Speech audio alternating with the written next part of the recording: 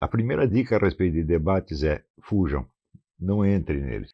Não está na hora e, evidentemente, a nossa maneira melhor de atuar na sociedade é através de livros. Você só entra num debate quando você tiver 1 ou 2 livros publicados de boa qualidade.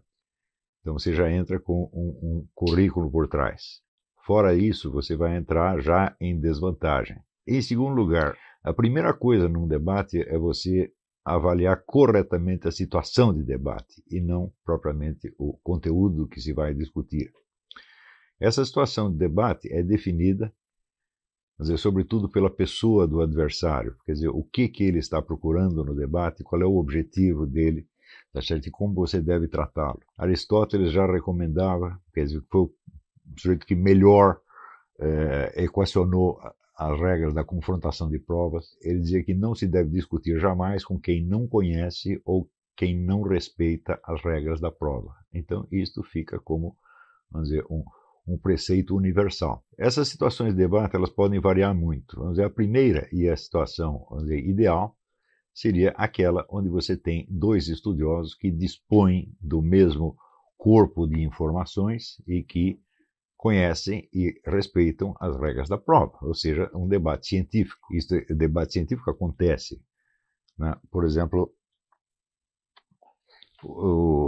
vários debates em que o James Craig entrou são desse tipo, quer dizer, ele estava se confrontando com pessoas que têm um currículo de realizações científicas e que, em princípio, são capazes de acompanhar uma demonstração, e onde ali a prova lógica é tudo. Portanto, cada um entra com uma tese determinada, essa tese é apresentada de antemão, e em seguida apresentam os argumentos contra e a favor.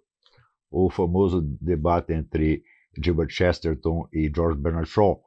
Tá certo? Você pode ver inúmeros debates desse tipo ao longo da história. Então, é um debate entre 2 concorrentes que estão mais ou menos em igualdade de condições e que seguem o mesmo corpo de regras e que, em princípio, têm acesso aos mesmos conhecimentos. Portanto, só resta ali a confrontação da prova lógica. Um debate deste tipo, ao longo dos últimos 30 ou 40 anos, nunca aconteceu no Brasil. Isso é quase impossível, tá certo?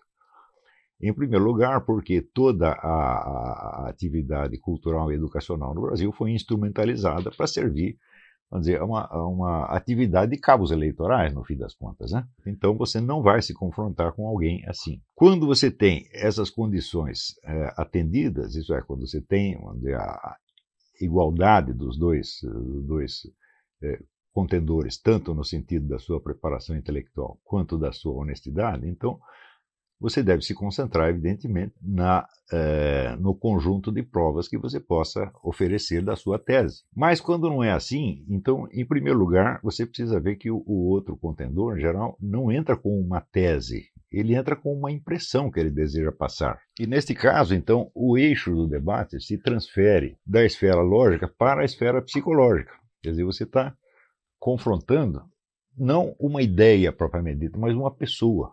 Tá certo? Uma pessoa que deseja, de algum modo, dar uma boa impressão para a plateia e atrair a simpatia. Tá certo? Então é uma confrontação puramente psicológica. Tá certo? Neste caso, aquele que vem com uma tese e procura defendê-la o melhor possível está numa tremenda desvantagem. Não há uma equivalência dos argumentos de parte a parte. Então o que acontece é que, como acontece em geral em todo debate no Brasil, não existe uma interpenetração intelectual, tá certo? Não existe uma efetiva troca de ideias que possa enriquecer os 2 participantes e a plateia. Quer dizer, um está falando um plano e o outro está falando outro plano completamente diferente. Se você está diante, vamos dizer, de um sujeito que está encenando uma situação, a única coisa a fazer é analisar psicologicamente a situação e desmontá-la, tá certo? De modo que as mentiras apareçam como mentiras, pelo menos a plateia fique sabendo do que se trata. Porém, além da plateia, existe um alvo que é mais importante nessas situações, que é o próprio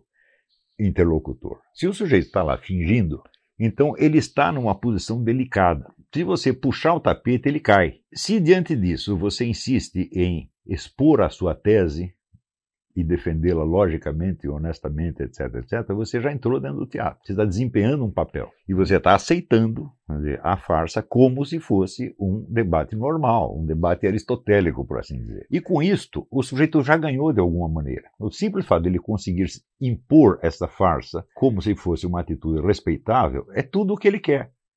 Ele não precisa que as pessoas acreditem em tudo o que ele disse. Tá certo? Basta a farsa ter funcionado. Já está bem.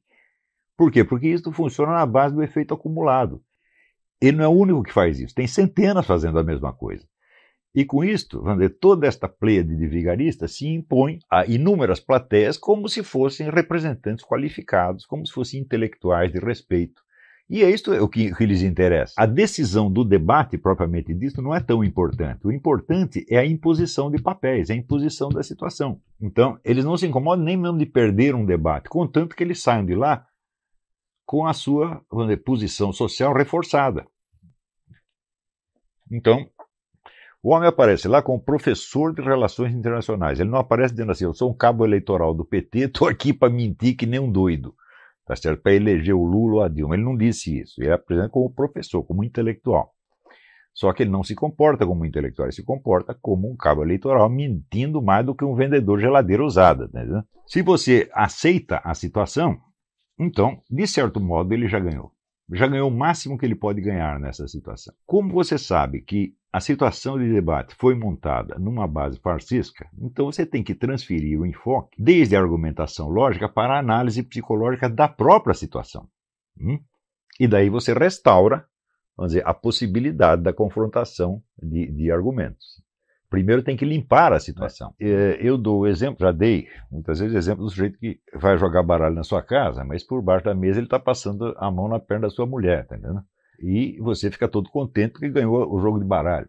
Tá certo? Eu digo, não adianta ganhar o jogo de baralho, você tem que dar um jeito de expulsar aquele camarada. Então, a análise da situação psicológica mostra duas coisas. Ou esse sujeito desconhece totalmente a história de 64 e, portanto, ele não tem autoridade intelectual para discutir o assunto, ou ele conhece e está fingindo, portanto, ele não tem autoridade moral para discutir o assunto. Então, você tem que limpar o terreno primeiro. E, neste caso, a minha recomendação é o seguinte, não entre num debate com essa gente para você provar nada.